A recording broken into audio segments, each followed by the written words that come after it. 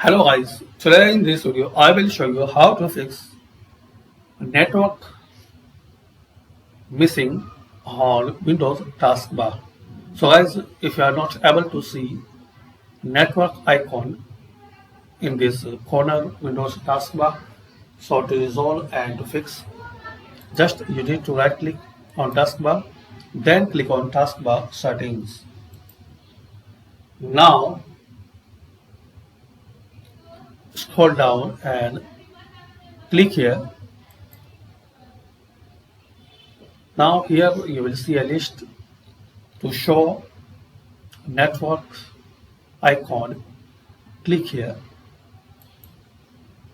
So as we can see now, this network icon is appear. You can realize your Wi-Fi is working and connecting or not, and you can adjust Wi-Fi. You can add Wi-Fi easily from this here.